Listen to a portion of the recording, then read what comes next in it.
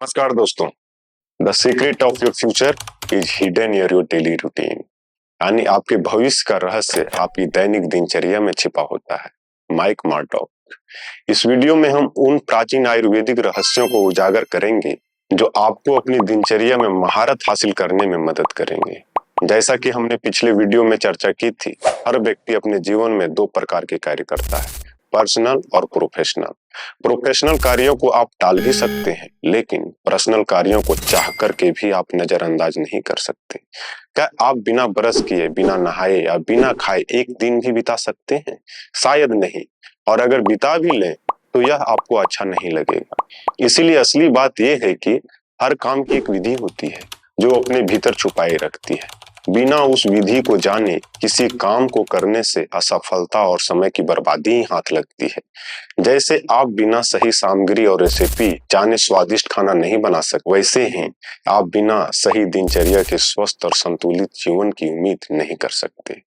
इस वीडियो में हम जानेंगे कि आयुर्वेदिक दिनचर्या हमें कैसे हमारे दिन के हर कदम को सही तरीके से करने के लिए मार्गदर्शन करती है, ताकि हर कार्य हमारे शरीर और मन के साथ तालमेल में हो। चाहे वह सुबह उठने का समय हो, पानी पीने का तरीका हो या व्यायाम करने का, हर छोटी सी बात मायने रखती है। तो चलिए जानते हैं कि आप अपनी दिनचर्या को कैसे सुधार सकते हैं, ताकि आप सिर्फ जीने के लिए नहीं बल्कि अपने पर्सनल और प्रोफेशनल लाइफ में सफलता पाने के लिए तैयार हो। डेली रूटीन का सबसे पहला कार्य है सुबह जागना। कब जागना है? 3:20 से 3:40 पर। ये ना हो पाए तो सनराइज से 1 घंटा पहले ही जाग जाना चाहिए। कैसे जागे? पहली बात, बिना अलार्म के ही जागे, क्योंकि अलार्म की आवाज से डीप स्लीप फेज डिस्टर्ब होती है, जिससे आलस्य और थकान महसूस होता है।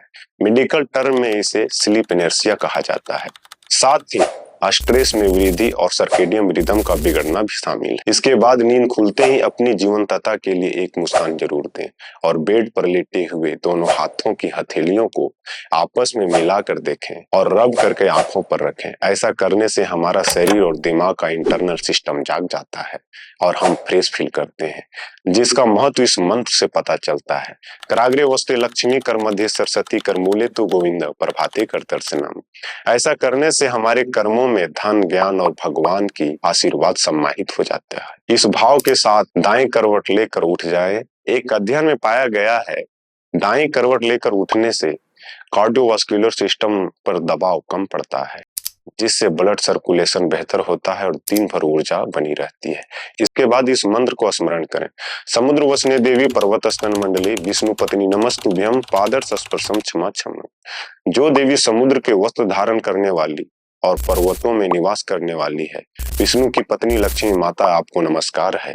कृपया मेरे पांवों के स्पर्श को क्षमा। फिर दाएं हाथ से धरती माँ को प्रणाम कर दायां पांव धरती पर रखते हुए बिस्तर को छोड़ें और बिस्तर को ठीक करें। अब के दौर में ये सोचना अजीब सा लगता है कि आयुर्वेदिक दिनचर्या की क्या जरूरत है। लोग कहते हैं कि ये पुरानी बातें हैं, आज के जमाने में इनका महत्व कहाँ। मगर क्या हमने सोचा क्यों हर कदम पर थकान है और क्यों मन में सुकून नहीं है?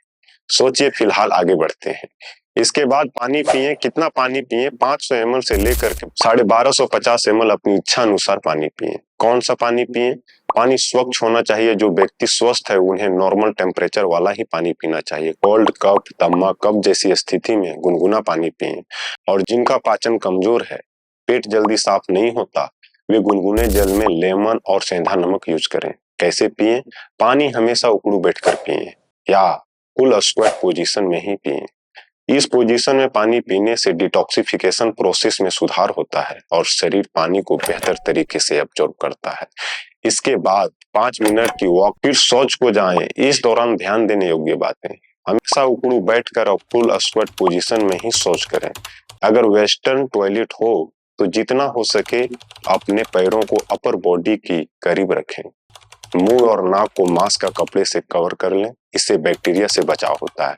दांतों को हल्का खींचें। ऐसा करने से बुढ़ापे तक दांत हिलते नहीं, 5 मिनट के भीतर बाहर आ जाएं। और हाथों को कम से कम 20 सेकंड हैंड वॉश जरूर करें और पैरों को भी धो लें। टीथ क्लीनिंग के 2 ऑप्शंस हैं। फर्स्ट, नेचुरल टूथ क्लीनर जिसे दतवन कहते हैं। सेकेंड, आर्टिफिशियल टूथ क्लीनर जिसे टूथ ब्रश कहते हैं। दोनों में दतवन बेहतर है। अगर दतवन उपलब्ध ना हो तो तो टूथब्रश का चयन करते समय ध्यान दें कि ब्रश का ब्रिसल ना ज्यादा सॉफ्ट हो ना ज्यादा हार्ड हो। टूथपेस्ट में होममेड टूथपेस्ट सबसे बेस्ट होता है, नहीं तो ऐसे ब्रांड का टूथपेस्ट खरीदें जिसमें हार्मफुल केमिकल कम। कितना टूथपेस्ट लेना चाहिए? 2 से 6 साल वालों को 0.25 ग्राम, 6 से 14 साल वाले लोगों को आधा ग्राम और 14 से ऊपर वालों के लिए 1 ग्राम तक। इसके बाद सही तरीके से ब्रश करें। ब्रश को ऊपर से नीचे या गोल गोल घुमा कर करें। यह तरीका दांतों को अच्छे से साफ करता है और मसूड़ों की सुरक्षा करता है। 2 मिनट से ज्यादा ब्रश ना करें और हर हिस्से को बराबर समेट दें। अच्छे से पानी से कुल्ला करने के बाद टंग क्लीनर से जीभ को साफ करें, जिसमें ज्यादा जोर ना लगाएं। इसके बाद पूरे फेस और आंखों को साफ करें। इसके बाद कवल या गंडूस करें, जिसे इंग्लिश में ऑयल पुलिंग कहते हैं। वहीं कवल में ऑयल या औषधीय रस मुंह में कम लिया जाता है, जिससे जीभ आसानी से घुमाया जा सके, जबकि गंडूस में ज्यादा ऑयल लेने से जीभ नहीं घुमाया जाता। ऐसा करने से मुंह से विषैले पदार्थों को हटाकर ओरल हेल्थ को बेहतर करता है। ऑयल टेस्ट पसंद ना हो तो त्रिफला चूर्ण के पानी का उपयोग कर सकते हैं और आंखों में भी इस पानी के छींटे मार सकते हैं। आंखों की ज्योति इससे बढ़ती है और लंबे समय तक अच्छी रहती है। इसके बाद आंखों में अंजन या रसांजन करें। अपनी आंखों में सुरमा लगाएं और आप नहीं तो बच्चों को जरूर लगाएं। इसके बाद 2 बूंद नाक में घर का घी, सेसमे ऑयल या आलमंड ऑयल जो अवेलेबल हो वो डालें, परंतु शुद्ध हो। इससे सांस लेने में मदद मिलती है और याददाश्त भी बढ़ती है। इसके बाद आता है अभ्यंग। अभ्यंग यानी पूरे शरीर को 10 मिनट ऑयल से मसाज करें, जिसमें कोकोनट ऑयल, तिल का तेल या सरसों का तेल बेहतर होता है।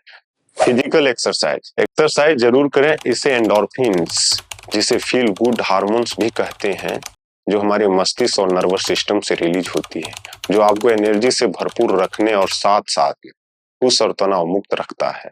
जिसमें पहले सूक्ष्म व्यायाम, फिर यौगिक जॉगिंग, दंड बैठक, इसके बाद सूर्य नमस्कार और कुछ उपयोगी आसन करने के बाद प्राणायाम और ध्यान जरूर करें। इससे बॉडी की थकान और रिकवरी तेजी से होता है। फिर स्नान कर, साफ कपड़े पहनकर, आभूषण आदि धारण कर, बालों को कंघी करें और सुगंधित द्रव्य लगाएं। फिर भगवान की पूजा अर्चना कर भोग लगाएं। अंत में एक पौष्टिक नाश्ता करें, जिसमें 60 से 70% जीवंत भोजन हो, जैसे अंकुरित अनाज, नट्स, फ्रूट्स शामिल कर सकते हैं। एक अच्छा नाश्ता आपके शरीर और दिमाग को दिन भर के लिए तैयार करता है। यह बात सत्य है कि हमने आजादी तो पा ली, पर सच्चे मायनों में आजाद होना अभी बाकी है। हम भारतीय तो बन गए, लेकिन भारत को भारत बनाना अभी बाकी है। किसी ने खूब कहा है, खुद को भुलाकर हमने सब कुछ पा लिया, पर अपनी जड़ों से नाता तोड़कर हमने खुद को खो दिया। अब वक्त है फिर से उन संस्कारों की ओर लौटने का, जहां हमारे पूर्वजों ने हमें सिखाया था जीने का सलीका। यह वीडियो उस सफर की ओर इशारा करता है, जहां हम सिर्फ शरीर को नहीं बल्कि आत्मा को भी जागृत करने की बात करते हैं, क्योंकि असली आजादी तब होती है जब हम अपनी संस्कृति और सभ्यता से जुड़े रहते हैं। तभी हम वो भारत बना सकेंगे जिसका सपना हमारे पूर्वजों ने देखा था। जय हिंद।